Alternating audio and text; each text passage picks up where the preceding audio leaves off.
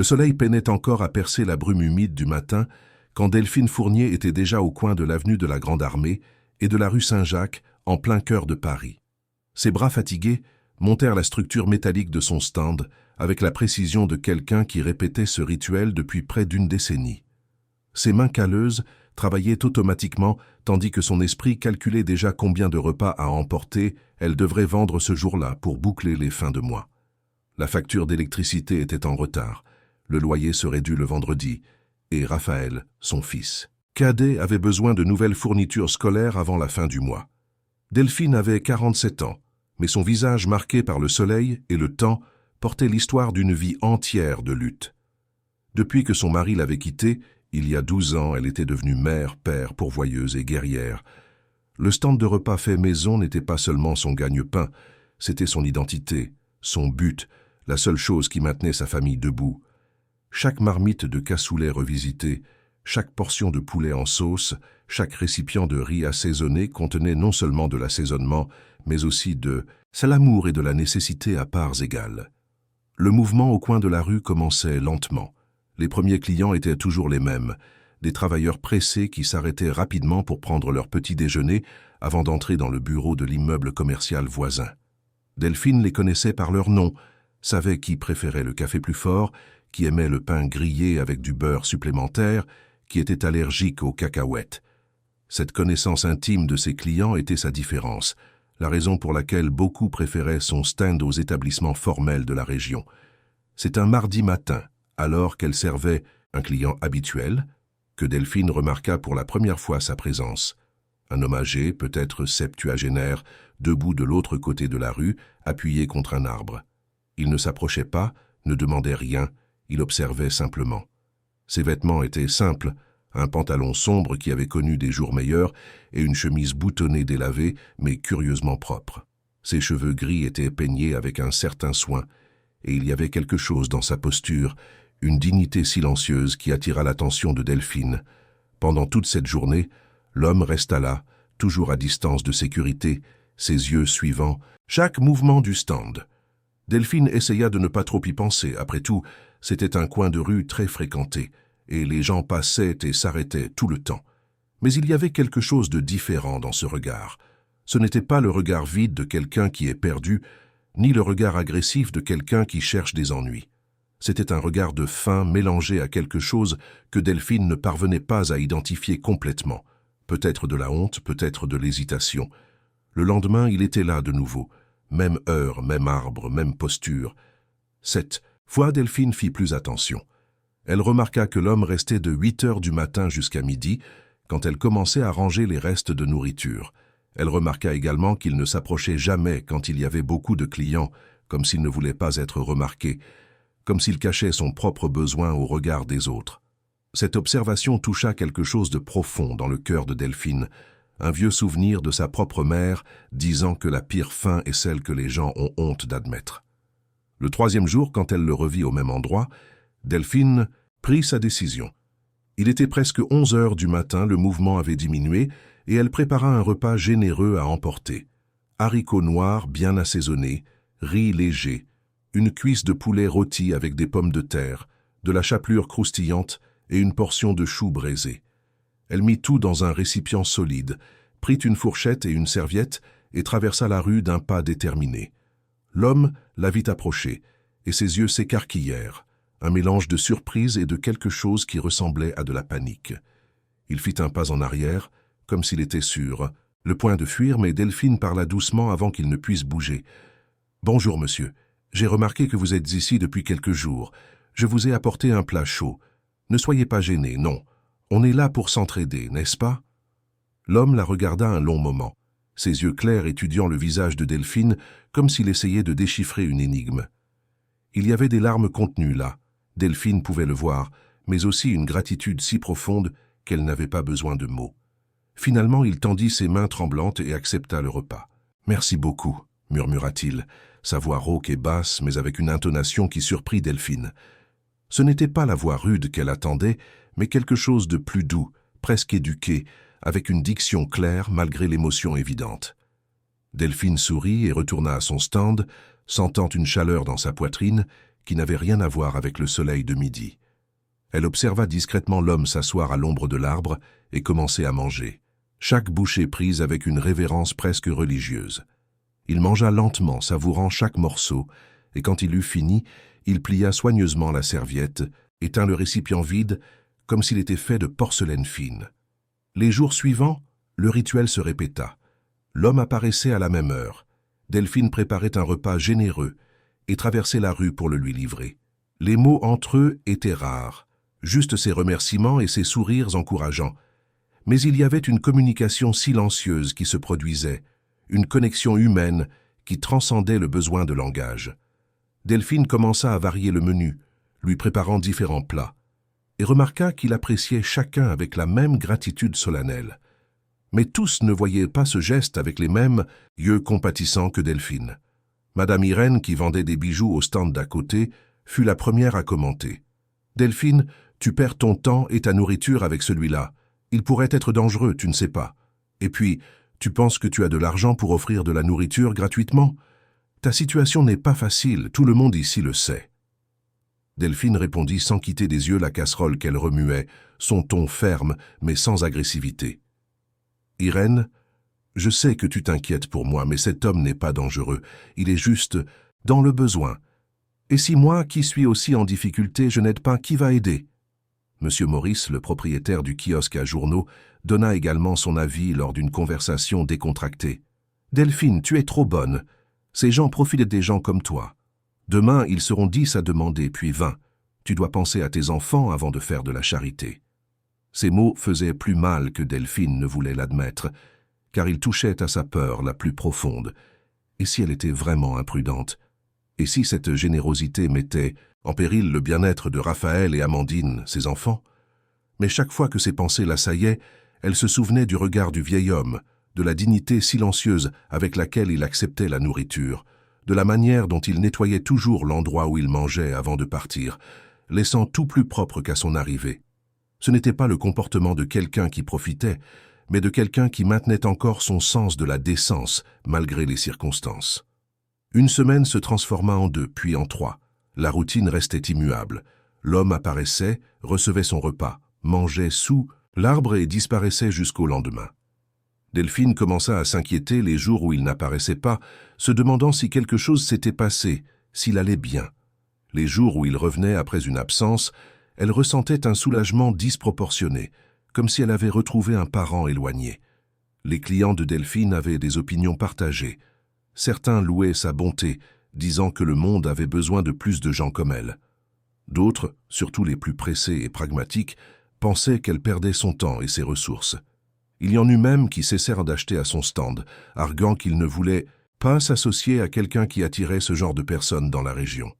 Chaque client perdu était un coup dur pour les finances déjà serrées de Delphine, mais elle refusait de changer d'attitude. À la maison, le soir, en préparant le dîner pour Raphaël et Amandine, Delphine se surprenait parfois à penser au vieil homme. Qui était-il? Comment en était-il arrivé là? Avait-il une famille, des enfants qui s'inquiétaient pour lui? Ou était-il complètement seul au monde? Ces questions la hantaient, mais elle ne les lui posait jamais directement, respectant son intimité et son silence. Raphaël, avec ses 14 ans et la perspicacité aiguisée de l'adolescence, remarqua l'inquiétude de sa mère. « Maman, tu es différente. Tout va bien ?» Delphine sourit à son fils, passant la main dans ses cheveux bouclés. « Tout va bien, mon fils. Je pense juste à la vie, aux gens. » Amandine, 18 ans et sur le point de terminer le lycée, était plus directe. « Maman, j'ai entendu Madame Irène dire que tu donnais de la nourriture gratuite à un sans-abri. C'est vrai ?» Delphine arrêta ce qu'elle faisait et regarda ses 2 enfants, décidant qu'il était temps d'être honnête. « C'est vrai. Il y a un monsieur qui apparaît au coin de la rue tous les jours. Il ne demande rien, mais je vois qu'il a faim. Alors je lui donne un repas. »« Mais maman, on a à peine de l'argent pour nos propres affaires, » argua Amandine, sa voix chargée d'une réelle inquiétude, pas d'égoïsme. Delphine s'assit à table avec ses enfants, ses mains calleuses entrelacées sur la surface usée. « Je sais que la situation n'est pas facile, mes enfants, mais je ne peux pas tourner le dos à quelqu'un qui a faim. Ma mère, votre grand-mère, disait toujours qu'on ne devient jamais plus pauvre en partageant, on ne devient que plus riche de cœur, et je le crois. Raphaël, toujours le plus sensible des deux, posa sa main sur celle de sa mère. « Je trouve ça beau ce que tu fais, maman. » Les semaines se transformèrent en un mois, puis en deux. L'automne commençait à céder la place à l'hiver à Paris, et les matins devenaient progressivement plus froids. Delphine remarqua que l'homme commença à apparaître avec un manteau fin, clairement insuffisant pour les températures décroissantes. Elle commença à servir des soupes plus épaisses, des bouillons chauds qui pouvaient non seulement nourrir mais aussi réchauffer de l'intérieur. C'est un matin particulièrement froid, après presque 3 mois de ce rituel quotidien, que quelque chose de différent se produisit. Delphine traversa la rue comme d'habitude, avec le repas préparé, mais quand elle arriva à l'arbre, l'homme n'accepta pas seulement la nourriture. Il tendit l'autre main, offrant à Delphine un mouchoir en tissu soigneusement plié. Delphine prit le mouchoir confuse et le déplia. À l'intérieur, écrit d'une écriture élégante et ferme, se trouvait un court message. « Ma chère dame, il n'y a pas assez de mots pour remercier votre bonté. Dans un monde qui a oublié de regarder son prochain, vous m'avez rappelé qu'il existe encore de l'humanité. Que Dieu vous bénisse toujours. » Delphine lut et relut les mots, surprise non seulement par le message, mais par la qualité de l'écriture. Ce n'était pas l'écriture de quelqu'un sans éducation, mais de quelqu'un qui avait clairement étudié, qui maîtrisait la langue avec précision. Elle regarda l'homme avec de nouveaux yeux, remarquant pour la première fois les petits détails qu'elle avait négligés. La posture droite malgré l'âge, les mains qui, bien que marquées par le temps, étaient soignées, la manière dont il tenait les couverts avec une étiquette qui ne correspondait pas à son apparence de sans-abri. « Qui êtes-vous vraiment ?» pensa-t-elle, mais ne demanda pas à voix haute. « Merci pour les mots, monsieur. Mais vous n'avez pas besoin de me remercier. On fait juste ce qui est juste. » L'homme sourit pour la première fois, un sourire triste mais sincère, et Delphine retourna à son stand avec le mouchoir soigneusement rangé dans la poche de son tablier, sentant qu'il y avait quelque chose de beaucoup plus complexe dans cette histoire qu'elle ne pouvait l'imaginer. La routine continua sans altération apparente, les jours suivant ce mouchoir avec le message écrit. Delphine gardait ce morceau de tissu comme un trésor, le sortant de sa poche dans les moments de plus grand découragement, quand les factures semblaient impossibles à payer ou quand les commentaires malveillants des voisins pesaient trop lourdement sur ses épaules. Ces mots écrits avec tant d'élégance devinrent sa source secrète de force, la preuve tangible que son geste, aussi petit fût-il, importait pour quelqu'un. L'hiver s'installa définitivement sur Paris, apportant des matins glacials qui faisaient souffrir les doigts de Delphine pendant qu'elle montait son stand. Les ventes baissèrent un peu, comme cela arrivait toujours à cette période de l'année, quand les gens préféraient des repas plus rapides et plus chauds dans des environnements fermés. Mais Delphine restait ferme, se levant à 5 heures du matin pour préparer les repas à emporter, s'assurant que chacun était impeccable, que chaque plat portait le même amour et le même soin que d'habitude. L'homme âgé, que Delphine considérait maintenant simplement comme son ami silencieux, continuait d'apparaître religieusement. Elle remarqua qu'il arrivait un peu plus tôt, peut-être pour échapper au froid, plus intense des matins, et qu'il apportait toujours avec lui un petit sac en plastique où il rangeait soigneusement les repas vides de la veille, les rendant propres et organisés. Ce geste touchait profondément Delphine, car il montrait un respect et une considération que beaucoup de ses clients payants ne démontraient pas. C'est un jeudi brumeux, quand l'horloge marquait presque 10 heures du matin, que quelque chose d'extraordinaire se produisit. Delphine était occupée à servir un groupe de coursiers qui travaillaient dans les immeubles commerciaux voisins quand elle entendit le son inimitable de moteurs puissants. Elle leva les yeux et vit avec une surprise croissante 2 voitures noires et rutilantes, clairement importées et très chères, s'arrêter lentement au coin de la rue. Ce n'était pas le genre de véhicule qui fréquentait habituellement cette partie de la ville, et encore moins à cette heure de la journée. Les portes s'ouvrirent presque simultanément, et de l'intérieur sortirent des hommes vêtus de costumes sombres impeccables.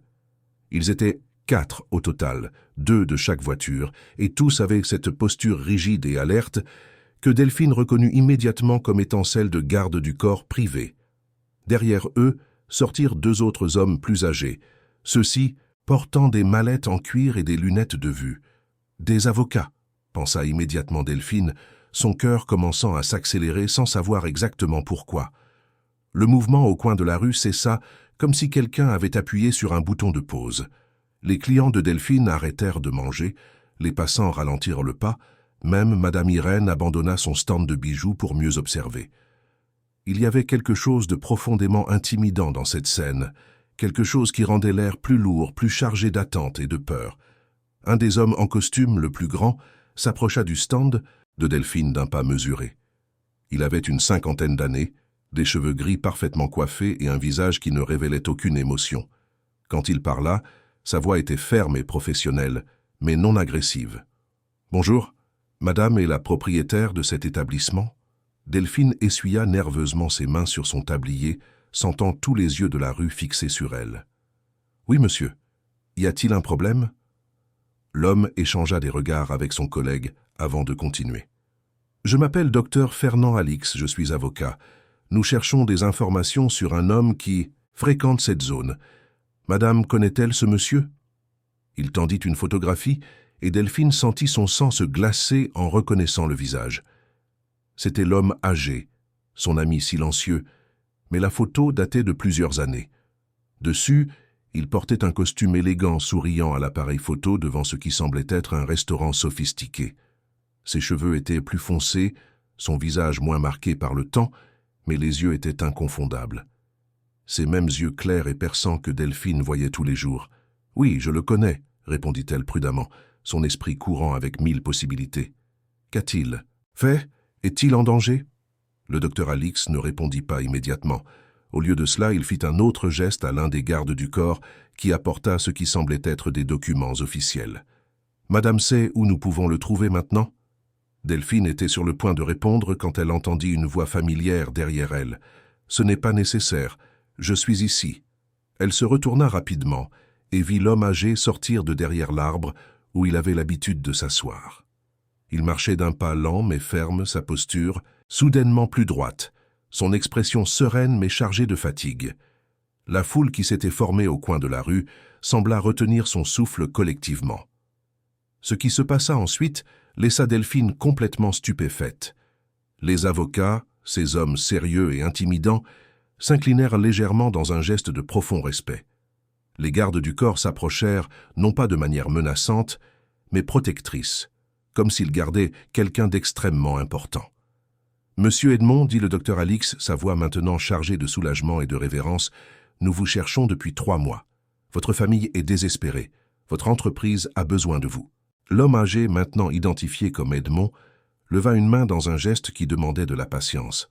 « Je sais, Fernand. Mais avant toute chose, il y a quelque chose que je dois faire. » Il se tourna vers Delphine, qui était complètement paralysée, essayant de comprendre ce qui se passait. La femme, qui pendant 3 mois avait nourri un homme qu'elle croyait être un sans-abri dans le besoin, découvrait maintenant qu'il se passait quelque chose de beaucoup plus grand, de beaucoup plus complexe. « Madame Delphine, commença Edmond, sa voix maintenant plus forte et plus claire qu'elle ne l'avait jamais entendue, je vous dois une explication. Et bien plus que cela. » La foule autour grandissait, des gens sortant des immeubles, s'arrêtant dans la rue, tous voulant comprendre ce qui se passait à ce coin de rue ordinaire de Paris qui était soudainement devenu le théâtre de quelque chose d'extraordinaire. Madame Irène était bouche bée, Monsieur Maurice avait complètement abandonné son kiosque à journaux, et même les coursiers qui avaient été les clients de Delphine, quelques minutes auparavant restaient figés sur place. Edmond continua, ignorant complètement l'audience grandissante, ses yeux fixés uniquement sur Delphine. « Mon nom complet est Edmond Dubois de la Forêt. Je suis le fondateur et jusqu'à il y a 3 mois le propriétaire-contrôleur de la chaîne Saveurs Populaires, l'une des plus grandes chaînes de restaurants de France. » Delphine sentit ses jambes fléchir. Saveurs Populaires. Elle connaissait ce nom. Tous les Français le connaissaient. C'était une chaîne énorme, avec des centaines d'unités réparties dans le pays, connue pour offrir des repas abordables et de qualité. Elle-même y avait mangé quelquefois lors d'occasions spéciales. « Mais monsieur !» bégaya-t-elle, incapable de former une phrase cohérente. Edmond sourit tristement. « Je sais. Vous devez vous demander ce qu'un homme avec les ressources que j'ai faisait dans les rues, acceptant la charité. Et c'est une question juste. » Il prit une profonde inspiration, comme s'il était sur le point de révéler quelque chose qu'il gardait depuis longtemps. Il y a 3 mois, j'ai eu une grande déception. Mon fils Bernard, qui a pris la direction de l'entreprise il y a 2 ans, a commencé à apporter des changements qui allaient à l'encontre de tout ce en quoi je crois. Il a transformé nos restaurants, qui ont été créés pour servir le peuple français, avec dignité et des prix justes, en machines à profit froid. Il a licencié d'anciens employés, réduit la qualité des ingrédients, augmenté les prix. Quand je l'ai confronté, il m'a dit que j'étais un vieux sentimental, que le monde des affaires n'avait pas de place pour le romantisme. La voix d'Edmond trembla légèrement, mais il continua. Ces mots m'ont brisé, parce que je n'ai pas construit cette entreprise en pensant au profit. Je l'ai construite en pensant aux gens comme vous, qui travaillent dur tous les jours et méritent un repas digne à un prix juste. J'ai été si désillusionné que j'ai décidé de faire un test. J'ai voulu savoir s'il existait encore une bonté authentique dans le monde, s'il y avait encore des gens qui aideraient un étranger sans rien attendre en retour. Il marqua une pause, ses yeux se remplissant de larmes. Pendant 3 mois, j'ai marché dans les rues de Paris. J'ai connu la faim, le froid, l'ignorance. J'ai été maltraité, chassé, insulté. Personne ne m'a aidé. Personne ne m'a regardé comme un être humain. Jusqu'à ce que j'arrive à ce coin de rue et que je vous trouve, madame. Delphine sentit ses propres larmes commencer à couler. Tout le coin de la rue était dans un silence absolu, chaque personne présente complètement absorbée par l'histoire qui se déroulait devant elle. Madame m'a nourri tous les jours pendant 3 mois. Non pas parce que je l'ai demandé, non pas parce que j'ai payé, mais simplement parce que vous avez vu un autre être humain dans le besoin et que vous avez décidé d'aider. Vous, qui avez clairement vos propres difficultés financières, avez partagé ce que vous aviez avec moi. Et vous l'avez fait même lorsque les gens autour de vous vous ont critiqué, même lorsque vous avez perdu des clients à cause de cela. Edmond fit un pas de plus, sa voix maintenant étranglée par l'émotion. Madame m'a sauvé, Madame Delphine. Non seulement vous m'avez nourri, mais vous avez restauré ma foi en l'humanité. Vous m'avez montré qu'il existe encore de bonnes personnes dans ce monde, et pour cela, je vous suis éternellement reconnaissant. Delphine pleurait ouvertement maintenant, ses mains tremblantes. Elle voulait dire quelque chose, mais les mots ne venaient pas. Autour d'eux, plusieurs personnes dans la foule essuyaient aussi discrètement leurs larmes. Le docteur Alix s'approcha respectueusement. « Monsieur Edmond, nous devons vous ramener. Des questions urgentes dans l'entreprise requièrent de votre attention. » Edmond hocha la tête, mais garda ses yeux sur Delphine. « Je dois partir maintenant, mais cela ne se termine pas ici. Fernand reviendra demain pour vous parler, madame. Il y a quelque chose d'important que je dois vous proposer. S'il vous plaît, faites-moi confiance comme je vous ai fait confiance. » Avant que Delphine ne puisse répondre, Edmond fit quelque chose qui choqua tout le monde. Il s'inclina profondément dans un geste de respect et de gratitude, puis, escorté par les gardes, du corps et les avocats, monta dans l'une des voitures noires. Les véhicules partirent en douceur, laissant derrière eux une foule stupéfaite et une Delphine complètement transformée. Elle resta immobile un long moment, regardant la rue vide où les voitures avaient été. Autour d'elle, les gens commencèrent à s'approcher, posant des questions, offrant des félicitations, voulant plus de détails. Madame Irène était pâle, clairement repentie de toutes les critiques qu'elle avait faites. Monsieur Maurice avait les yeux écarquillés de surprise, mais Delphine entendait à peine le tumulte autour d'elle. Son esprit traitait encore tout ce qui venait de se passer. L'homme qu'elle avait nourri par pure bonté, sans rien attendre en retour, était l'un des entrepreneurs les plus riches de France. Et il avait dit qu'il avait une proposition pour elle. Qu'est-ce que cela pouvait être? Que pourrait vouloir quelqu'un comme Edmond Dubois de la Forêt d'une simple vendeuse de repas à emporter? Ces questions la poursuivraient le reste de la journée et pendant toute la nuit, alors qu'elle essayait, sans succès, de dormir et se préparait mentalement à ce que le lendemain apporterait. Delphine put à peine dormir cette nuit-là. Chaque fois qu'elle fermait les yeux, les images de la veille revenaient avec force. Les voitures noires, les hommes en costume, la révélation d'Edmond, le regard de révérence des avocats. Cela ressemblait à un rêve, quelque chose d'impossible à lui être réellement arrivé. À elle, une simple vendeuse de repas à emporter de la périphérie de Paris. À 3 heures du matin, elle renonça à essayer de dormir et alla à la cuisine préparer le café, ses mains tremblant encore légèrement en tenant la tasse. Amandine descendit les escaliers peu après, trouvant sa mère assise à la table de la cuisine, regardant dans le vide. « Maman, Tu n'as pas dormi? Delphine sourit faiblement à sa fille. Je n'ai pas pu, mon amour, ma tête n'arrête pas de penser à ce qui s'est passé hier. Amandine s'assit à côté de sa mère, lui tenant la main avec tendresse. Je n'arrive toujours pas à croire que c'est réel. Le monsieur que tu nourrissais tous ces mois était Edmond Dubois, le propriétaire de Saveurs Populaires. Quand tu me l'as raconté hier soir, j'ai cru que tu avais de la fièvre. Elles rirent ensemble, un rire nerveux qui soulagea un peu la tension accumulée. Taïl a dit qu'il allait faire une proposition aujourd'hui. Qu'est-ce que tu penses que ça peut être, maman? Delphine secoua la tête, n'en ayant aucune idée. Je n'en ai pas la moindre idée, Amandine. Peut-être qu'il veut me donner de l'argent en guise de remerciement. Ou peut-être m'offrir un emploi formel dans l'un de ses restaurants. Je ne sais pas, mais quoi que ce soit, c'est déjà plus que je n'aurais jamais pu imaginer. Raphaël les rejoignit peu après, encore somnolent mais les yeux brillants d'enthousiasme juvénile. « Maman, tout le monde à l'école. Va le savoir. Tu vas être célèbre. » Delphine rit, passant la main dans les cheveux de son fils. « Je ne veux pas être célèbre, mon fils. Je veux juste que tout aille bien pour nous. » Mais à ce moment-là, entourée des 2 enfants qu'elle avait élevés avec tant d'efforts et de sacrifices, Delphine ressentit une vague de gratitude. Non pas pour ce qui pourrait arriver, mais pour ce qu'elle avait déjà. Ces 2 jeunes gens merveilleux étaient à la preuve que son travail acharné, son honnêteté et sa bonté avaient porté leurs fruits. Le matin arriva enveloppé d'une fine brume qui rendait tout légèrement irréel. Delphine monta son stand comme elle le faisait toujours, mais cette fois avec une anxiété croissante qui rendait chaque mouvement plus maladroit. Elle fit tomber un paquet de serviettes, oublia d'allumer un des réchauds et dut refaire le café parce qu'elle avait mis trop de sucre. Ses clients habituels remarquèrent son agitation et beaucoup avaient déjà entendu les rumeurs sur ce qui s'était passé la veille. « Madame Delphine, est-ce vrai que cet homme que vous nourrissiez était Edmond Dubois ?» demanda Sébastien, un comptable qui achetait son petit déjeuner au stand tous les jours.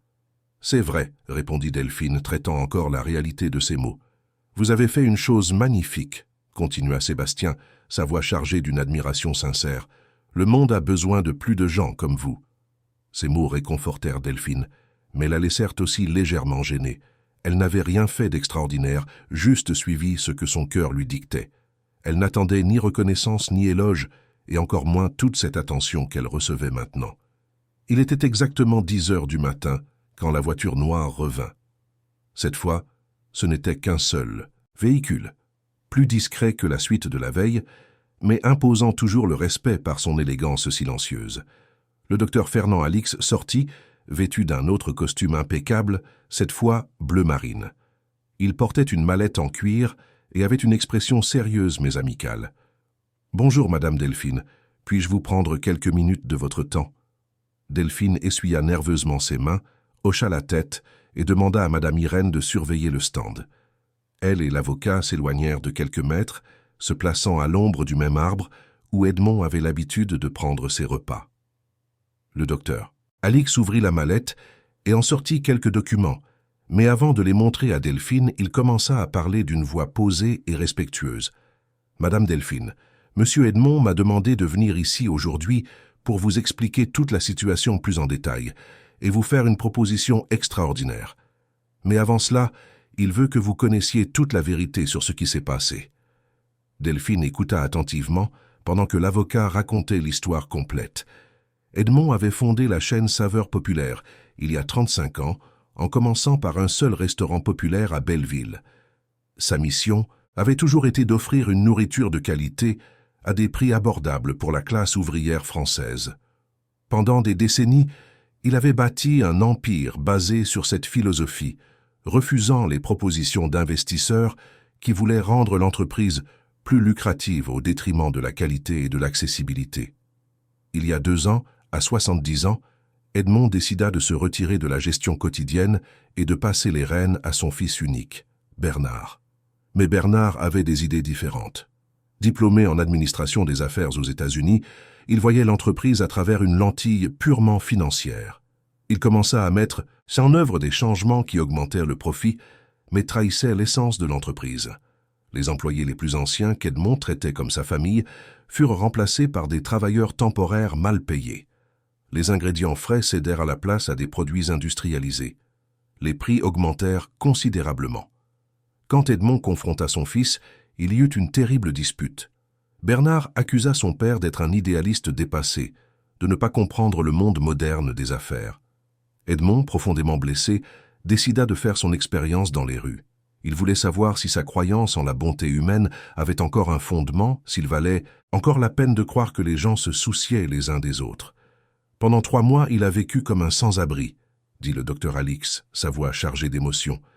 Il a affronté l'indifférence, le mépris, même la violence. Il a été expulsé d'établissement, ignoré par des centaines de personnes, jusqu'à ce qu'il vous trouve, madame. Delphine sentait des larmes couler sur son visage en écoutant. Madame ne l'a pas seulement nourri, continua l'avocat. Madame l'a traité avec dignité, avec respect. Et elle l'a fait sans savoir qui il était, sans attendre de récompense. C'était exactement ce qu'il cherchait. La preuve qu'il existe encore des personnes véritablement bonnes dans ce monde. Le docteur Alix fit une pause, permettant à Delphine de digérer tout cela. Et maintenant, il veut faire quelque chose en retour, non pas parce qu'il sent qu'il vous doit quelque chose, mais parce qu'il voit en vous la personnification de ce que son entreprise devrait être. C'est pourquoi il a une proposition. L'avocat ouvrit les documents et commença à expliquer. Edmond voulait reprendre le contrôle actif de son entreprise et la restructurer, revenant aux valeurs originales. Mais pour ce faire, il avait besoin d'un symbole, de quelque chose qui montrerait à tous, y compris à son fils, ce qui importait vraiment. Et il avait trouvé ce symbole en Delphine. La proposition est la suivante, dit le docteur Alix, désignant les papiers.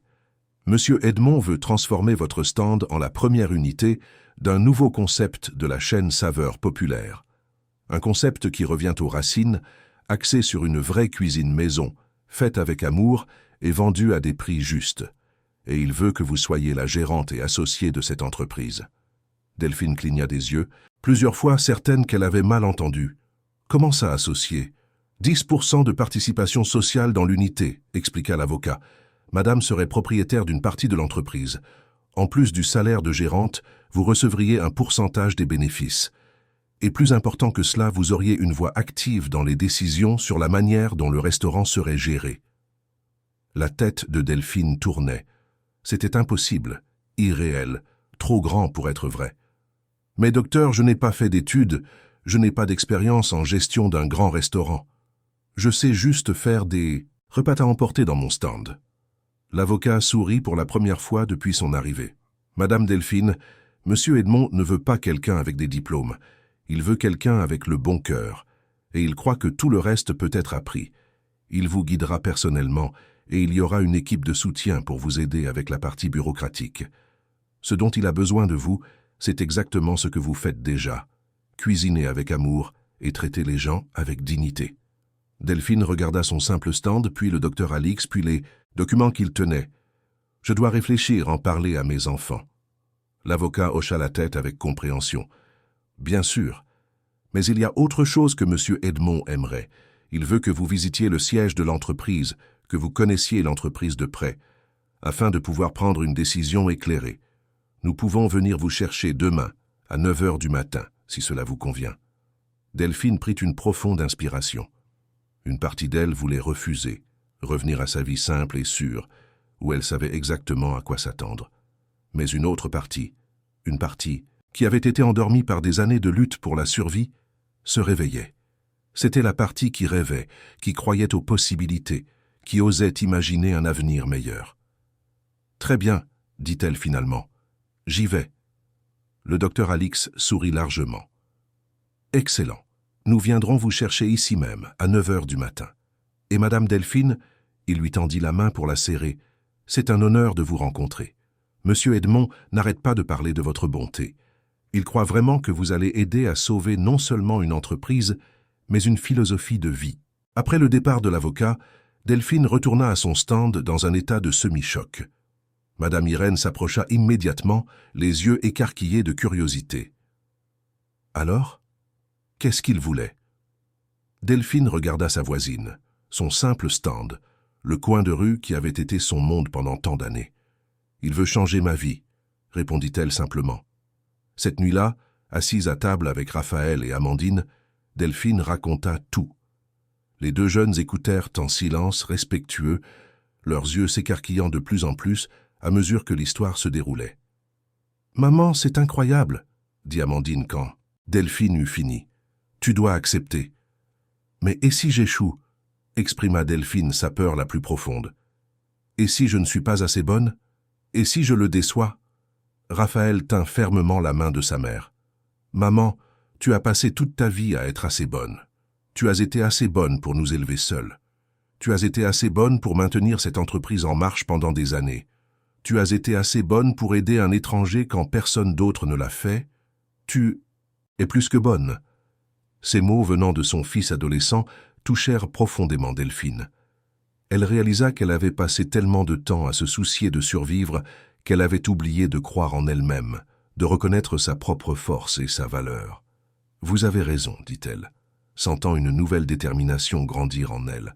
Je vais le faire. Non seulement pour moi, mais pour vous deux, pour montrer que c'est possible, que des gens comme nous peuvent y arriver. » Les trois s'embrassèrent, pleurant et riant en même temps, unis par l'espoir d'un avenir qui semblait enfin possible et par la certitude que, quoi qu'il arrive, ils l'affronteraient ensemble. Le lendemain matin arriva chargé d'anxiété et d'attente. Delphine se réveilla avant que le réveil ne sonne, à 5 heures du matin, et resta allongée à regarder le plafond pendant de longues minutes, essayant de calmer les nerfs qui semblaient danser sous sa peau. Elle avait choisi sa meilleure tenue la veille au soir, un chemisier blanc simple mais propre et un pantalon de ville noir qu'elle portait rarement, gardé pour des occasions spéciales qui ne semblaient jamais arriver. Se regardant dans le miroir après s'être préparée, Delphine vit une femme nerveuse, mais déterminée, quelqu'un qui était sur le point d'entrer dans un monde complètement différent du sien. Amandine aida sa mère à se coiffer, lui attachant les cheveux en un chignon discret.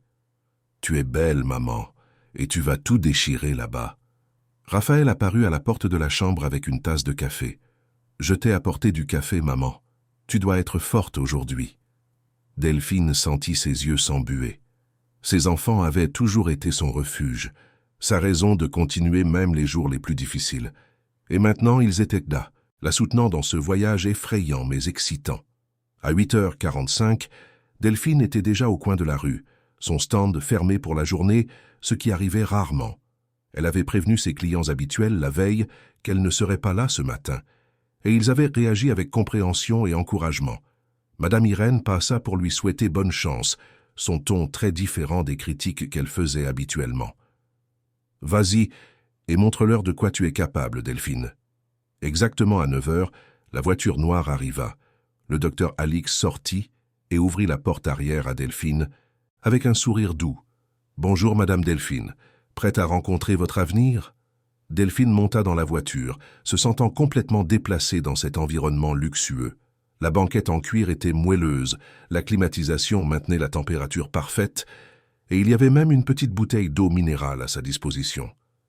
Elle essaya de ne pas paraître éblouie, mais il était impossible de ne pas remarquer chaque détail de ce nouveau monde.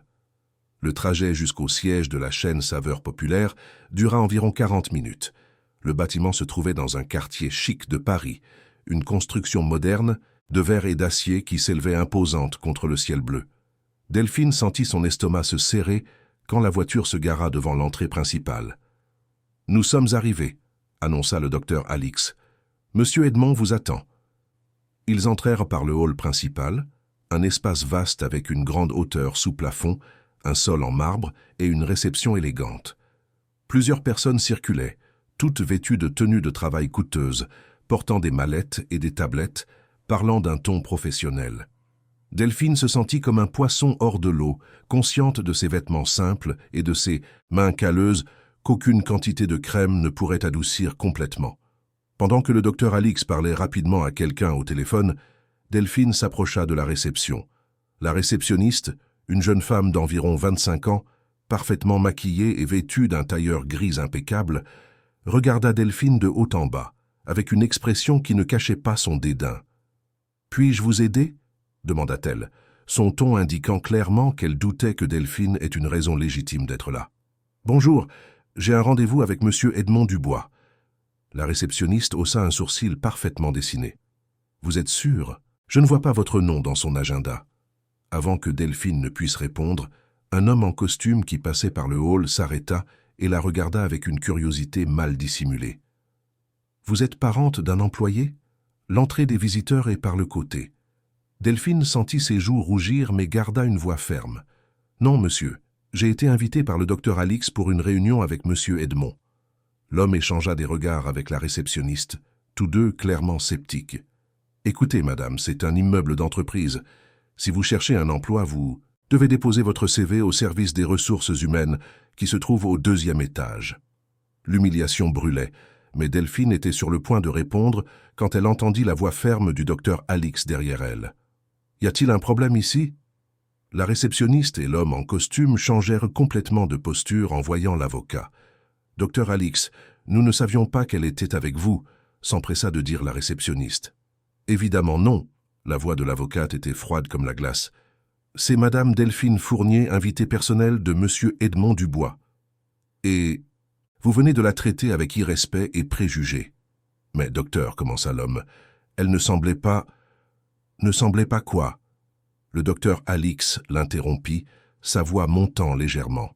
« Ne semblait pas assez riche pour être ici, ne portait pas de vêtements assez chers. Permettez-moi de vous rappeler quelque chose de fondamental. Le respect ne dépend pas des vêtements ou du compte en banque.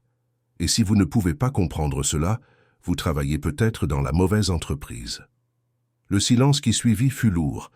Plusieurs personnes dans le hall s'étaient arrêtées pour observer la scène. La réceptionniste était pâle. L'homme en costume semblait vouloir disparaître. À ce moment, les portes de l'ascenseur s'ouvrirent et Edmond Dubois sortit, accompagné de 2 assistants. Il vit la scène immédiatement et son visage habituellement doux se durcit. « Que se passe-t-il ici ?» Le docteur Alix expliqua brièvement et l'expression d'Edmond devint encore plus sévère. « Alors vous avez humilié mon invitée parce qu'elle ne s'habillait pas selon vos normes superficielles ?» Il regarda directement la réceptionniste et l'homme en costume. « Savez-vous quelle a été la dernière instruction que j'ai donnée lorsque j'ai fondé cette entreprise ? Que tout le monde, du client le plus simple au cadre le mieux payé, soit traité avec une égale dignité. Apparemment, ce message s'est perdu. » Il se tourna vers Delphine, son visage s'adoucissant immédiatement. « Madame Delphine, je vous prie de me pardonner. Cela n'aurait pas dû arriver. » Delphine, qui avait tout observé en silence, parla finalement, sa voix calme mais ferme. « Monsieur Edmond, vous n'avez pas besoin de vous excuser, vous n'avez rien fait de mal, mais je vous remercie de défendre ce qui est juste. » Edmond sourit, une expression de fierté dans ses yeux. « Vous voyez ?» dit-il à tous ceux qui étaient dans le hall, qui observaient maintenant en silence. « C'est la vraie dignité. Elle n'a pas besoin de vêtements chers ou de titres importants.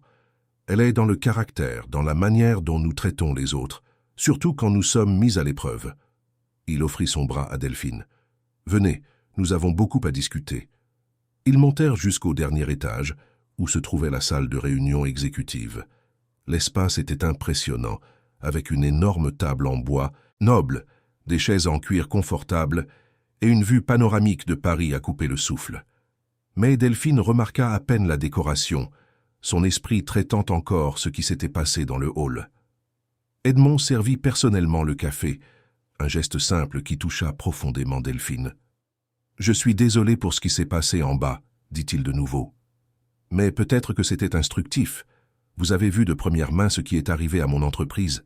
Les gens ont oublié les valeurs fondamentales. Ils ont oublié qu'avant d'être des entrepreneurs ou des employés, nous sommes des êtres humains. » Delphine prit une gorgée de café, rassemblant son courage pour poser la question qui la tourmentait. « Monsieur Edmond, pourquoi moi ? Il y a tant de personnes plus qualifiées, avec plus d'éducation, plus d'expérience. Pourquoi choisir une simple vendeuse de repas à emporter ?» Edmond s'assit en face d'elle, ses yeux clairs fixés sur les siens. « Parce que vous avez quelque chose qui ne peut être enseigné dans aucune école de commerce, Madame Delphine. Vous avez du cœur, vous avez de l'empathie. Vous comprenez instinctivement que notre métier n'est pas de vendre de la nourriture, mais de servir des gens. Et cela, c'est ce que mon entreprise a perdu et a désespérément besoin de retrouver. » Il marqua une pause, choisissant ses mots avec soin. « Quand mon fils a pris le contrôle, il a apporté de l'efficacité, des systèmes modernes, des techniques de gestion avancées. Tout cela est important, je ne le nierai pas. Mais il a oublié l'âme de l'entreprise. Il a oublié que chaque client est une personne avec une histoire, une famille, des rêves et des difficultés. Il a tout transformé en chiffres sur une feuille de calcul. Edmond se leva et marcha jusqu'à la fenêtre, regardant la ville en contrebas. Vous savez quel a été le plus grand succès de Saveurs Populaires quand je l'ai fondé? Ce n'était pas le profit, bien que nous ayons été rentables dès le début. C'était le fait que les familles pouvaient manger ensemble avec dignité, que des travailleurs comme vous pouvaient avoir un repas décent sans compromettre leur budget. C'était le sourire sur le visage de nos clients, la gratitude dans leurs yeux. C'est ce qui me faisait me lever heureux tous les jours. Il se tourna de nouveau vers Delphine. Et vous, dans votre simple stand au coin de la rue, faites exactement cela. Vous servez de la nourriture avec amour, traitez chaque client comme un individu important. C'est exactement ce que je veux retrouver dans mon entreprise. La porte de la salle de réunion s'ouvrit à ce moment-là, et un homme grand et bien habillé entra. Il avait une quarantaine d'années, des cheveux foncés bien coupés et une expression sérieuse qui frôlait le scepticisme. Delphine reconnut immédiatement la ressemblance physique avec Edmond. C'était Bernard, le fils. « Père, je suis venu comme tu l'as demandé », dit Bernard, sa voix neutre mais avec une tension sous-jacente. « Bernard, je veux que tu rencontres Madame Delphine Fournier. Delphine, voici mon fils Bernard. » Les deux se saluèrent poliment, mais Delphine pouvait sentir la résistance émanant du jeune homme. Il l'évalua rapidement du regard, et elle vit le même doute qu'elle avait vu sur les visages de la réceptionniste et de l'homme dans le hall. « Père, pouvons-nous parler en privé d'abord » demanda Bernard. « Ce n'est pas nécessaire » répondit fermement Edmond. « Madame Delphine va être une partie fondamentale de ce que nous allons faire à partir de maintenant. Elle a le droit d'entendre tout. » Bernard prit une profonde inspiration, essayant clairement de garder son calme. « Père, avec tout le respect que je te dois, c'est de la folie. Tu veux confier la gestion d'une unité et 10% de participation sociale à quelqu'un qui n'a aucune expérience en entreprise, aucune formation en administration, aucune connaissance en gestion de restaurants à grande échelle. » Delphine sentit chaque mot comme un coup de poignard, car elle savait que Bernard avait raison sur de nombreux points. Elle n'avait vraiment pas ses qualifications. Mais Edmond ne vacilla pas. « Tu as raison, Bernard. Elle n'a pas ses diplômes, mais elle a quelque chose de beaucoup plus précieux. Elle a de l'intégrité, elle a de la compassion, elle a la capacité de voir au-delà des chiffres et de voir les gens. Père, c'est une entreprise, pas une œuvre de charité. » Edmond frappa la table de la main, faisant sursauter Delphine et Bernard. « C'est exactement cette attitude qui tue mon entreprise. » Sa voix résonna dans la pièce. « Quand as-tu oublié que les entreprises sont faites par des gens pour des gens? Quand as-tu décidé que le profit était plus important que le but? Père, j'ai augmenté nos profits de 30% en 2 ans. Et tu as perdu l'âme de l'entreprise dans le processus, » rétorqua Edmond. « Nos employés sont malheureux, nos clients se plaignent. Nous avons perdu ce qui nous rendait spéciaux. » Le silence qui suivit était lourd de tension. Delphine voulait disparaître. Elle ne voulait pas être au milieu de ce conflit familial. Mais avant qu'elle ne puisse dire quoi que ce soit, Bernard parla, sa voix plus basse maintenant, plus contrôlée. « Père, je comprends tes préoccupations, et peut-être que je suis allé trop loin dans certains changements. Mais ça, » il fit un geste vague en direction de Delphine, « ce n'est pas la solution. Tu prends une décision émotionnelle, pas rationnelle. » Edmond regarda son fils un long moment. « Bernard, sais-tu ce que j'ai fait ces 3 derniers mois? » « Je sais, père, et c'était de la folie. C'était un test pour voir si ma foi en l'humanité avait encore un fondement. Et madame, Delphine a réussi ce test, quand des centaines d'autres personnes ont échoué. » Il se tourna vers Delphine, qui restait silencieuse sur sa chaise. « Mais elle a raison de vouloir une chance. Madame Delphine, je ne vous demande pas de me faire aveuglément confiance. Je vous demande de me donner une chance de prouver que cette idée peut fonctionner. 3 mois. Donnez-moi 3 mois pour transformer votre stand en un vrai restaurant, pour vous former, pour montrer que la bonté et le profit peuvent aller de pair. » Delphine regarda Edmond puis Bernard, sentant le poids de la décision sur ses épaules. Tout cela semblait trop grand, trop important. Mais alors elle se souvint de ses enfants, de Raphaël disant qu'elle était assez bonne, d'Amandine l'encourageant à essayer. Elle se souvint de toutes les années de lutte, de tous les matins où elle se levait avant le soleil pour travailler dur, de toutes les fois où elle avait aidé quelqu'un même quand elle-même avait peu. « 3 mois, dit-elle finalement, sa voix ferme. Donnez-moi 3 mois, et je donnerai tout ce que j'ai. Si ça ne marche pas, au moins on aura essayé. Mais si ça marche, vous aurez prouvé que faire le bien et faire des affaires ne sont pas des choses opposées. » Edmond sourit, ses yeux brillants d'émotion. « Alors, nous avons un accord. » Les 3 mois suivants furent les plus intenses et les plus transformateurs de la vie de Delphine. Ce qui était un simple coin de rue avec un stand de repas à emporter se transforma en un chantier animé. Edmond n'avait pas ménagé ses ressources.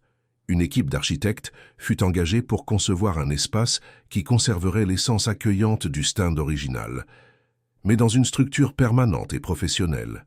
Le terrain, qu'Edmond avait rapidement acquis auprès des propriétaires précédents, commença à être préparé dès la première semaine. Delphine observait tout avec un mélange d'enchantement et de terreur. Pendant la journée, elle travaillait avec Edmond et une équipe de consultants qu'il avait engagés, apprenant la gestion de restaurants, le contrôle des stocks, les procédures d'hygiène alimentaire à plus grande échelle, la gestion d'équipe et les finances de base. Le soir, elle étudiait seule à la maison, lisant les documents qu'Edmond lui fournissait, prenant des notes, essayant d'absorber un univers entier de connaissances en un temps record. Raphaël et Amandine furent témoins de la transformation de leur mère avec admiration. Elle se levait encore plus tôt maintenant, non par nécessité de survie, mais par enthousiasme. Ses yeux brillaient d'une manière qu'ils n'avaient pas vue depuis des années. La femme fatiguée et surchargée était progressivement remplacée par quelqu'un de renouvelé, plein de buts et d'espoir. L'une des premières décisions importantes que Delphine dut prendre concernait l'équipe. Edmond avait clairement indiqué qu'elle aurait une autonomie totale pour choisir qui travaillerait dans le restaurant. Delphine n'hésita pas. Elle chercha d'autres vendeurs ambulants de la région, des personnes qu'elle connaissait depuis des années, des travailleurs honnêtes qui luttaient tous les jours de la même manière qu'elle avait toujours lutté. Marcel, qui vendait des hot-dogs à 3 pâtés de maison de là, fut le premier qu'elle invita. Un homme de 35 ans, père de 2 enfants, qui avait perdu son emploi formel 5 ans auparavant et depuis lors subvenait aux besoins de sa famille avec son chariot de rue. « Delphine, tu es sérieuse ?» demanda-t-il quand elle lui fit la proposition, les yeux écarquillés d'incrédulité. « Sérieuse comme je ne l'ai jamais été de ma vie, Marcel. Tu es travailleur, honnête, tu sais gérer les clients. C'est exactement le genre de personne que je veux dans mon équipe. » Elle invita également Jeanne, une dame de 60 ans qui vendait des crêpes sur la place voisine. Elle invita Paul, un jeune homme de 22 ans qui livrait des repas à emporter à vélo. Elle invita Thérèse, qui avait un petit stand de jus de fruits naturels. Chacun d'eux avait une histoire de lutte, chacun d'eux avait démontré du caractère et de la dignité dans ces petites batailles quotidiennes pour la survie. Lorsque Delphine présenta son équipe choisie à Edmond, il fut ému aux larmes. « Vous avez parfaitement compris, » dit-il, la voix étranglée. « Il ne s'agit pas seulement d'ouvrir un restaurant, il s'agit de transformer des vies, de donner des opportunités à ceux qui le méritent, mais n'ont jamais eu de chance. » Bernard, qui avait accepté à contre-cœur de soutenir le projet pendant les 3 mois suivants, observait tout avec un scepticisme mal dissimulé. Il apparaissait aux réunions hebdomadaires, posait des questions techniques auxquelles Delphine ne savait souvent pas répondre, signalait des problèmes opérationnels potentiels. Mais même lui ne pouvait nier les progrès visibles.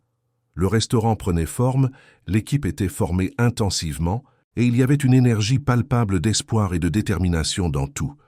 Pendant ces mois, Delphine développa une routine qui exigeait d'elle chaque gramme d'énergie et d'engagement. 3 fois par semaine, elle se rendait au siège de Saveurs Populaires pour des sessions de formation. Edmond lui enseignait personnellement l'histoire de l'entreprise, les valeurs qu'il avait fondées, comment maintenir la qualité sans sacrifier l'accessibilité. D'autres jours, elle travaillait sur le chantier, supervisant les progrès, donnant son avis sur l'agencement de la cuisine, choisissant les couleurs des murs et le type de mobilier à utiliser. L'un des moments les plus marquants de cette période se produisit lorsque Delphine choisissait la décoration de la salle. Le designer d'intérieur avait préparé plusieurs options sophistiquées, avec des meubles importés et une décoration minimaliste moderne. Delphine regarda tout, sentit que c'était beau mais faux, et finalement parla. « Avec tout le respect que je dois à votre travail, qui est merveilleux. Mais ce n'est pas ce que je veux. Ce n'est pas ce que les gens qui vont manger ici veulent. » Le designer parut offensé, mais Edmond fit un geste pour qu'elle continue. « Les gens qui viendront ici sont des travailleurs. Ce sont des gens comme moi qui se lèvent tôt, travaillent toute la journée, rentrent chez eux fatigués. Ils ne veulent pas se sentir intimidés par une décoration trop chic. Ils veulent se sentir chez eux, accueillis, confortables. » Delphine prit un papier et commença à dessiner, sa main se déplaçant avec une confiance qui la surprit elle-même. « Je veux des tables en bois, simples mais résistantes. Je veux des chaises confortables où les gens peuvent s'asseoir un moment, discuter, se détendre. Je veux une décoration qui rappelle une cuisine de grand-mère, avec des plantes, des photos de famille au mur, des couleurs chaudes. Je veux que lorsque quelqu'un entre ici, il ait l'impression d'entrer chez une amie. » Il y eut un moment de silence, puis Edmond commença à applaudir, ses yeux brillants. « Parfait, absolument parfait. C'est exactement ce que je voulais dire quand j'ai parlé d'avoir le bon cœur.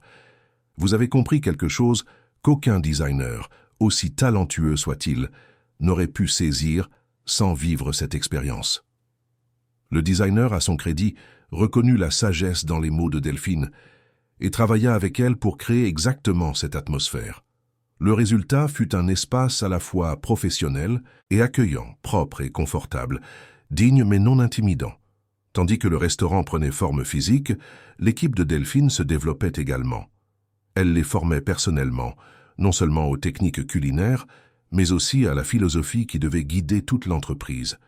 Chaque personne qui entrerait dans ce restaurant devrait être traitée avec respect et dignité, indépendamment de ce qu'elle dépenserait ou de la façon dont elle était vêtue. La devise qu'elle répétait constamment à son équipe était simple. « Nous traitons chaque client comme nous aimerions être traités. » Jeanne, la vendeuse de crêpes, s'épanouit sous la direction de Delphine. Elle avait passé sa vie à être ignorée et méprisée. Mais maintenant, elle apprenait non seulement à cuisiner à plus grande échelle, mais aussi à croire en elle-même. Marcel découvrit un talent naturel pour la gestion, aidant Delphine à organiser les équipes et à maintenir le contrôle des stocks. Paul, le jeune livreur, se révéla excellent dans le service client, toujours avec un sourire sincère et un mot aimable. Thérèse, la plus jeune du groupe avec ses 40 ans, devint le bras droit de Delphine en cuisine. Les deux développèrent une harmonie presque télépathique, créant et testant des recettes qui seraient le fer de lance du restaurant. Elles conservaient la simplicité qui caractérisait la cuisine de Delphine, mais affinaient les techniques, garantissant la constance et la qualité de chaque plat. Pendant toute cette période, Amandine et Raphaël virent leur mère se transformer. Amandine, qui avait toujours été la plus pragmatique des deux, aidait parfois sa mère avec la paperasse, organisant des documents et l'aidant à comprendre des feuilles de calcul complexes. Raphaël, avec sa nature plus artistique, contribua en dessinant le logo du restaurant, une version stylisée de l'ancien stand de sa mère, mais avec un cœur au centre. Edmond l'aima, tellement qu'il adopta le dessin immédiatement. Les visites de Bernard pendant cette période étaient tendues, mais nécessaires. Il restait sceptique, mais Delphine commença à remarquer quelque chose changer dans ses yeux. C'était peut-être l'enthousiasme sincère de l'équipe. C'était peut-être de voir son père, qui avait été déprimé et désillusionné pendant des mois, retrouver vie et but. Ou c'était peut-être simplement de constater que ce qu'il jugeait impossible devenait, lentement mais sûrement, une réalité. Un jour, environ 2 mois après le début du projet, Bernard arriva sur le chantier et resta à observer en silence. Delphine entraînait son équipe au service, clients simulant différentes situations qu'ils pourraient rencontrer. Elle n'était pas parfaite, commettait parfois des erreurs grammaticales, mais sa passion et sa sincérité étaient indéniables. Lorsque la session se termina, Bernard s'approcha d'elle. « Puis-je vous parler un instant ?» Delphine hocha la tête, nerveuse. Les interactions avec Bernard la mettaient toujours mal à l'aise, comme si elle était constamment testée et jugée. Ils marchèrent jusqu'à un coin plus calme de l'espace en construction. Bernard resta silencieux un moment, comme s'il choisissait soigneusement ses mots. « Je vous dois des excuses, » dit-il finalement, ces mots surprenant complètement Delphine. « Quand mon père a suggéré ce projet pour la première fois, j'ai pensé que c'était une idée ridicule, émotionnelle, vouée à l'échec. J'ai pensé que vous n'aviez pas ce qu'il fallait pour que cela fonctionne. » Delphine resta silencieuse, le laissant continuer. « Mais je me suis trompée. Non pas sur vos limitations techniques, vous n'avez vraiment pas la formation que nous exigerions normalement, mais je me suis trompé sur ce qui compte vraiment. Vous avez quelque chose que moi et beaucoup de nos managers avons perdu en chemin. Vous vous souciez vraiment. Il prit une profonde inspiration avant de continuer. Mon père est heureux pour la première fois depuis des années, et ce n'est pas seulement à cause du projet lui-même, mais parce que vous avez validé tout ce en quoi il a toujours cru. Vous avez prouvé qu'il avait raison sur la façon dont les affaires devraient être menées. Delphine sentit les larmes lui piquer les yeux. « Monsieur Bernard, j'ai très peur d'échouer, de décevoir votre père, de décevoir mon équipe, de vous décevoir. » Bernard sourit, une expression sincère qui adoucit tout son visage. « Vous savez ce que j'ai remarqué en vous, regardant travailler. Vous ne pouvez plus échouer, parce que vous avez déjà prouvé le point le plus important. Vous avez montré que la bonté n'est pas une faiblesse, que l'empathie n'est pas de la naïveté, que prendre soin des gens et gérer une entreprise rentable ne sont pas des choses mutuellement exclusives. » Il lui tendit la main. « J'ai encore des doutes sur certains aspects opérationnels, je ne vais pas mentir. Mais je veux que vous sachiez que vous avez mon soutien. Vraiment. Et pas seulement parce que mon père l'a demandé, mais parce que je crois que vous pouvez faire en sorte que cela fonctionne. » Delphine lui serra la main, sentant un poids énorme être retiré de ses épaules. Avoir Bernard comme allié, et pas seulement comme observateur sceptique, changerait tout. Les derniers jours avant l'inauguration furent frénétiques. Chaque détail devait être parfait. La cuisine fut équipée d'appareils professionnels, mais Delphine insista pour conserver certaines choses de son stand original, comme ses casseroles préférées et sa planche à découper usée. C'étaient des talismans, des liens avec ses racines, des rappels d'où tout avait commencé. L'équipe fit plusieurs jours de répétition, préparant des repas complets et les servant à un groupe de testeurs invités. Les retours furent constamment positifs. La nourriture était excellente, faite maison et savoureuse. Le service était chaleureux et sincère. L'ambiance était accueillante sans être négligée, digne sans être prétentieuse. C'était exactement ce qu'Edmond avait imaginé. La veille de l'inauguration, Edmond réunit toute l'équipe dans le restaurant maintenant complet. Il était visiblement ému en regardant autour de lui, voyant son rêve renaître et devenir réalité. « Je tiens à remercier chacun d'entre vous, » commença-t-il, sa voix légèrement hésitante. « Vous avez embrassé cette vision, travaillé sans relâche, cru quand il était difficile de croire. Mais surtout, je tiens à remercier Madame Delphine. » Tous les regards se tournèrent vers elle, qui se tenait à côté de son équipe, vêtue d'un uniforme simple mais propre qu'elle avait elle-même aidé à concevoir. « Delphine, vous ne m'avez pas seulement sauvé quand j'étais perdu dans les rues, vous avez sauvé ma foi en l'humanité. Vous m'avez rappelé pourquoi j'ai commencé cette entreprise il y a tant d'années, et maintenant, vous aidez à la reconstruire sur la base de ces mêmes principes. Je n'ai pas de mots pour exprimer ma gratitude. » Delphine fit un pas en avant, essuyant les larmes qui coulaient librement sur son visage. « Monsieur Edmond, c'est moi qui vous remercie. Vous avez changé non seulement ma vie, mais la vie de chaque personne ici. Vous nous avez donné une chance quand personne d'autre ne l'aurait fait. Et je vous promets, nous ne vous décevrons pas. Nous ferons de cet endroit quelque chose de spécial, un endroit où les gens se sentiront chez eux, où ils seront traités avec le respect qu'ils méritent. » Elle regarda son équipe, Jeanne, Marcel, Paul et Thérèse, chacun avec des larmes aux yeux également. « Nous allons montrer qu'il est possible de faire des affaires sans perdre son humanité. Nous allons montrer que servir son prochain n'est pas une faiblesse, c'est une force, et nous allons honorer la confiance que M. Edmond a placée en nous. » Cette nuit-là, quand Delphine rentra enfin chez elle, il était déjà plus de minuit. Ses enfants l'attendaient éveillés, impatients d'entendre parler des derniers préparatifs. Elle s'assit entre eux sur le canapé et, pour la première fois en 3 mois intenses, se permit de se détendre complètement. « Demain est le grand jour », murmura Raphaël, ses yeux brillants d'émotion. « Tu es nerveuse, maman ?» demanda Amandine. Delphine réfléchit un instant avant de répondre. « Oui, je suis nerveuse, mais je suis aussi en paix, parce que je sais que j'ai donné tout ce que j'avais. Et quoi qu'il arrive demain, ceci, » elle serra les mains de ses 2 enfants, « ceci est déjà ma plus grande victoire. Vous deux, me voyant lutter, me voyant grandir, me voyant croire en moi-même. Si cela vous inspire à croire aussi en vos propres rêves, alors cela en valait la peine. » Les trois restèrent enlacés longtemps, unis par l'amour et l'espoir d'un avenir qui semblait enfin à portée de main.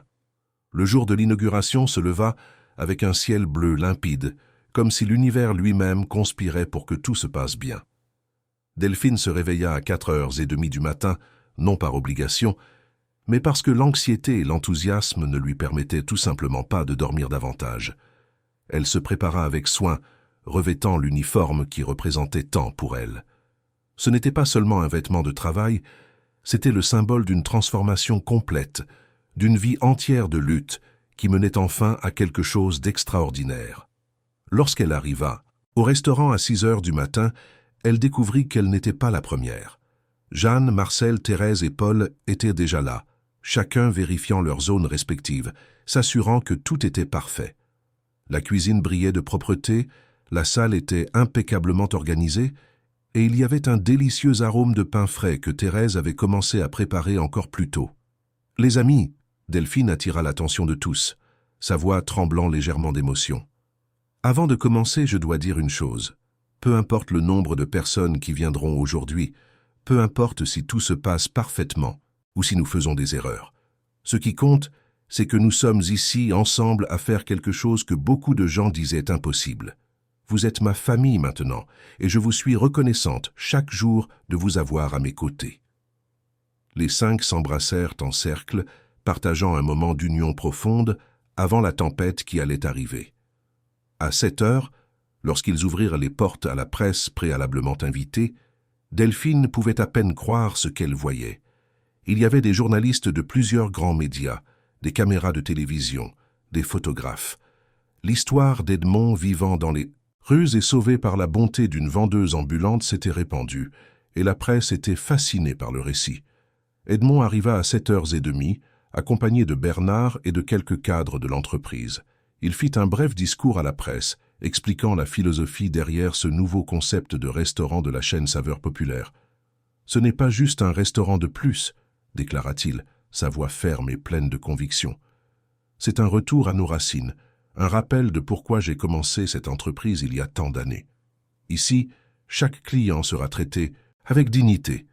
Ici, la nourriture sera préparée avec amour, pas seulement avec efficacité. Et ici, vous trouverez le cœur de Saveurs Populaires en la personne de Madame Delphine Fournier et de son équipe exceptionnelle. » Quand vint le tour de Delphine de parler, elle sentit ses mains trembler en tenant le microphone. Elle n'était pas habituée à parler devant des caméras, des journalistes, devant un public qui allait bien au-delà de ses clients habituels du coin de la rue. Mais quand elle commença à parler, les mots coulèrent naturellement. « Je ne suis qu'une mère qui a travaillé toute sa vie pour subvenir aux besoins de ses enfants. Je n'aurais jamais imaginé qu'un jour je serais ici, devant vous, à inaugurer un restaurant. Mais j'ai appris que lorsque l'on agit avec bonté, lorsque l'on voit l'autre comme un être humain qui mérite le respect, des choses extraordinaires peuvent arriver. Ce restaurant est la preuve que faire le bien et faire des affaires ne sont pas des choses opposées. Et je promets à chaque personne qui entrera ici qu'elle sera traitée comme de la famille, car c'est ainsi que ma mère m'a appris à traiter tout le monde. » Les journalistes posèrent plusieurs questions, certaines techniques sur l'entreprise, d'autres plus personnelles sur le parcours de Delphine. Elle répondit à toutes avec honnêteté et simplicité, sans essayer d'être quelqu'un qu'elle n'était pas. Son authenticité était palpable, et cela se reflétait sur les visages des journalistes, dont beaucoup semblaient sincèrement touchés par l'histoire. À 9h, les portes furent officiellement ouvertes au public général, et ce qui se passa ensuite dépassa toutes les attentes. Une immense file se formait s'étendant sur 2 pâtés de maison. Il y avait des gens de toutes sortes, des travailleurs de la région qui connaissaient Delphine de son ancien stand, des curieux qui avaient lu l'histoire dans la presse, des familles qui voulaient soutenir le nouveau concept, même quelques cadres de bureaux voisins qui s'étaient émus de l'histoire. L'équipe de Delphine travailla sans relâche, mais toujours en conservant la chaleur humaine et l'attention individuelle qu'elle avait tant soulignée pendant la formation. Chaque client était accueilli avec un sourire sincère, chaque commande était préparée avec soin, chaque personne qui quittait le restaurant emportait avec elle non seulement un repas satisfaisant, mais une expérience qui touchait le cœur. Vers midi, lorsque le mouvement était à son apogée, Delphine remarqua quelque chose qui la fit s'arrêter un instant. Elle vit un homme âgé entrer, clairement un sans-abri à l'apparence de ses vêtements. Il regardait autour de lui avec un mélange de curiosité et d'hésitation, comme s'il n'était pas sûr d'être le bienvenu. Quelques clients l'observaient avec une gêne visible. Delphine s'approcha immédiatement de lui, le cœur serré par le souvenir d'Edmond dans la même situation quelques mois auparavant. « Bonjour, monsieur. Soyez le bienvenu. Que puis-je vous servir aujourd'hui ?»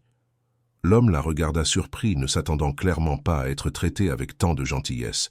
« J'ai vu les gens entrer et j'ai pensé que peut-être. Mais si ce n'est pas permis, je peux partir. » Delphine lui tint doucement le bras. « Vous êtes plus que bienvenu ici.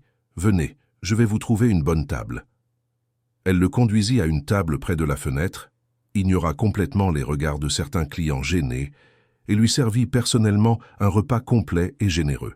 Elle ne lui fit rien payer. Lorsque certains clients s'interrogèrent, elle répondit avec fermeté mais gentillesse. Ce restaurant a été fondé parce que quelqu'un a décidé d'aider une autre personne sans rien attendre en retour. N'oublions pas nos origines. Toute personne qui entrera ici affamée sera nourrie, qu'elle puisse payer ou non. Edmond, qui observait de loin, sentit des larmes couler sur son visage. Elle avait tout compris. Il ne s'agissait pas seulement de gérer une entreprise rentable, il s'agissait de maintenir l'humanité au centre de tout. Bernard, à côté de son père, hocha la tête avec admiration. « Père, j'avais complètement tort. Surtout, elle n'est pas seulement une bonne administratrice. Elle est exactement ce dont notre entreprise avait besoin. Quelqu'un qui nous rappelle pourquoi nous faisons ce que nous faisons. » La journée s'acheva sur un succès absolu.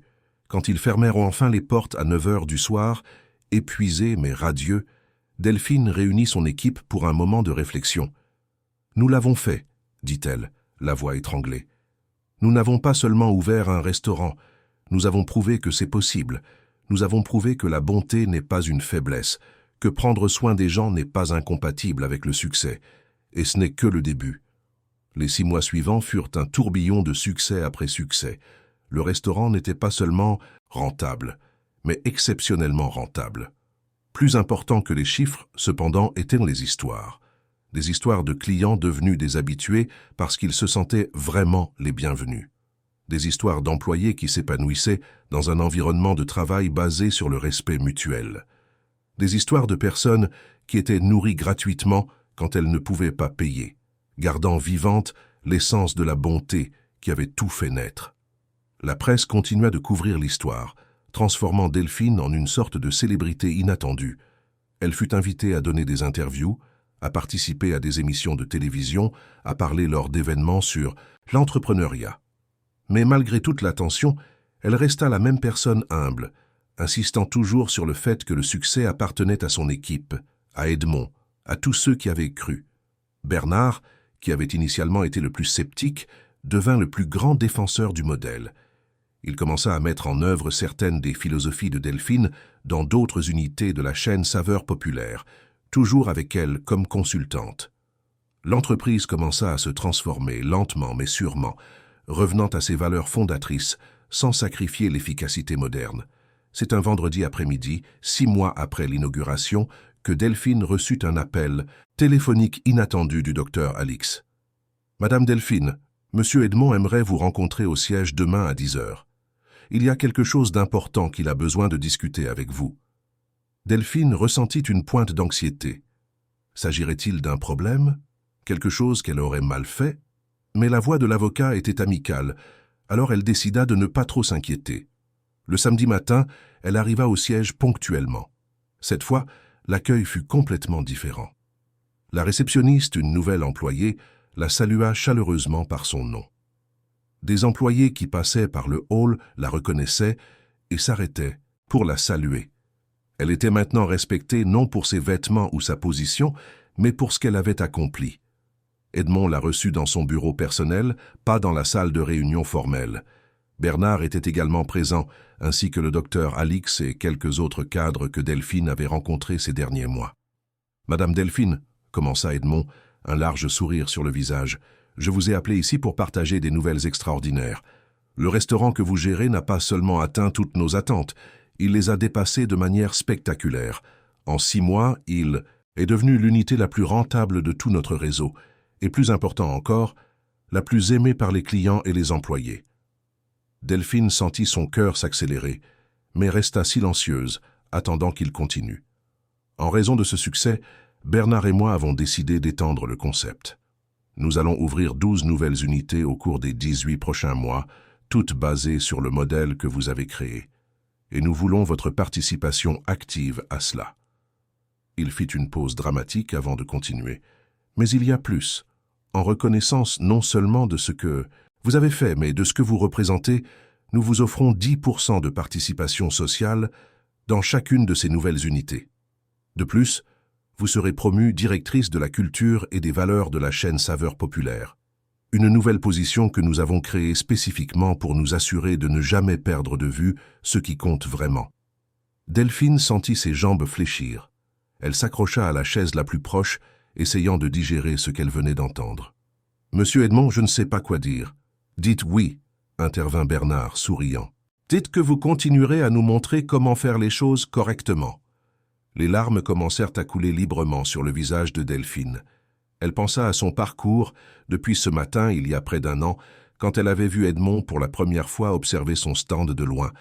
Elle pensa à toutes les années de lutte, à se lever avant le soleil, à s'inquiéter de savoir si elle pourrait payer les factures. Elle pensa à ses enfants, à la façon dont elle avait désespérément essayé de leur offrir une vie meilleure. Et maintenant, tout changeait, d'une manière qu'elle n'aurait jamais pu imaginer. « Oui », dit-elle finalement, sa voix ferme malgré les larmes. « J'accepte, et je promets que j'honorerai cette confiance chaque jour. » Les mois suivants furent un nouveau voyage d'apprentissage et de croissance. Delphine voyagea à travers la France, supervisant l'ouverture de nouvelles unités, formant de nouvelles équipes, toujours avec le même principe: traiter chaque personne avec dignité, cuisiner avec amour, ne jamais oublier d'où l'on vient. Chaque nouvelle unité était inaugurée avec la même philosophie, et chacune devenait un succès non seulement financier, mais humain. Amandine obtint une bourse complète pour étudier l'administration des affaires, inspirée par le parcours de sa mère. Raphaël découvrit un talent pour le design et commença à travailler à la création de supports visuels pour la chaîne.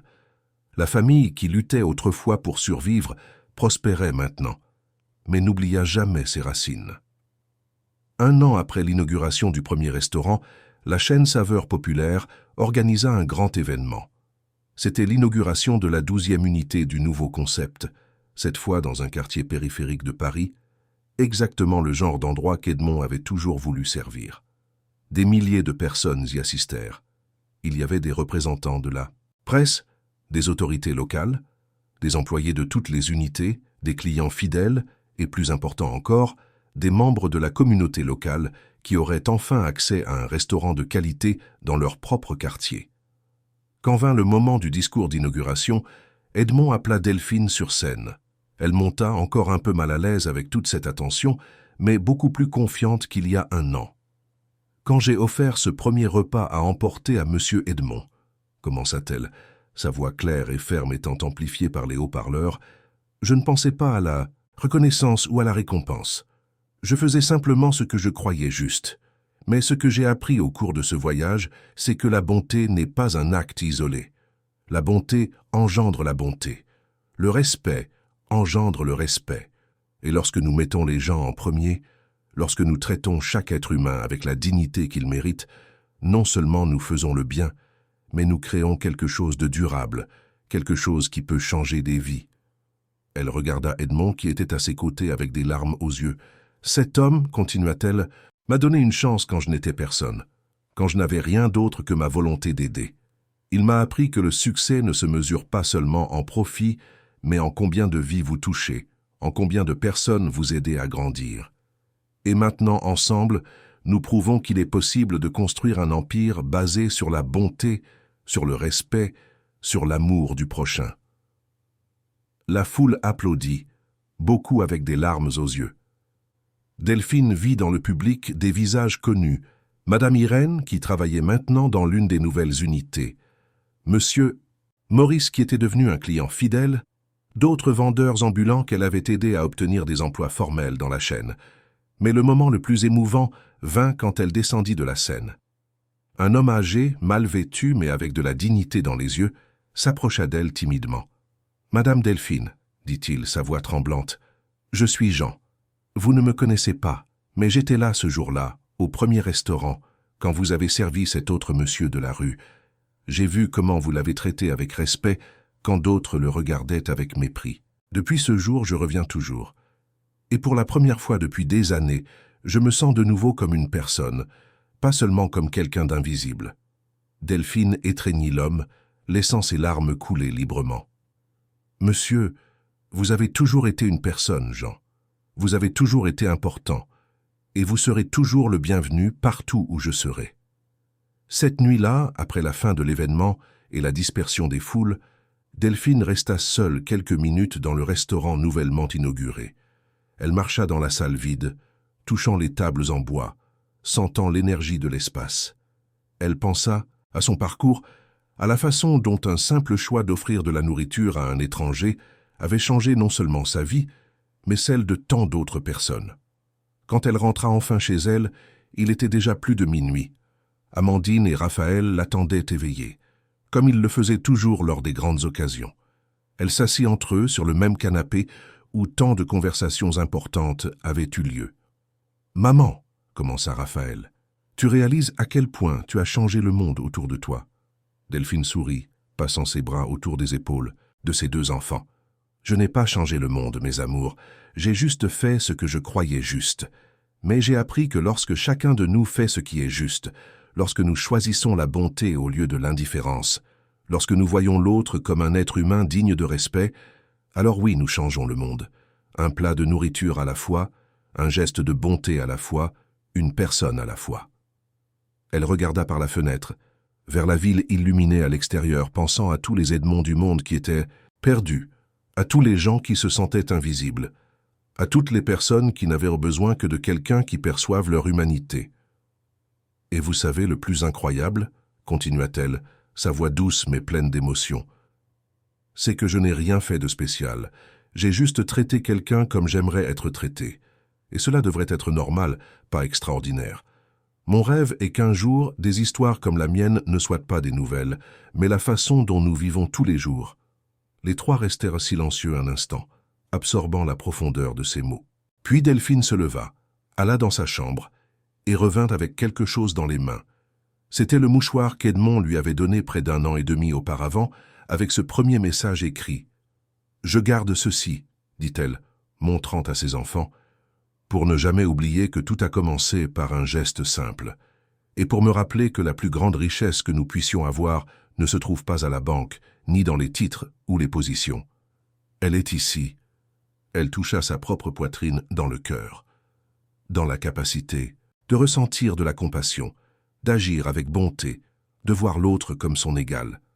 Cette nuit-là, avant de dormir, Delphine s'agenouilla près de son lit comme sa mère le lui avait appris tant d'années auparavant. Elle remercia non seulement pour les bénédictions matérielles qu'elle avait maintenant, mais pour le voyage, pour les leçons apprises, pour les personnes qu'elle avait rencontrées. Elle remercia d'avoir conservé son humanité même dans les moments les plus difficiles, d'avoir choisi la bonté quand il était plus facile de choisir l'indifférence.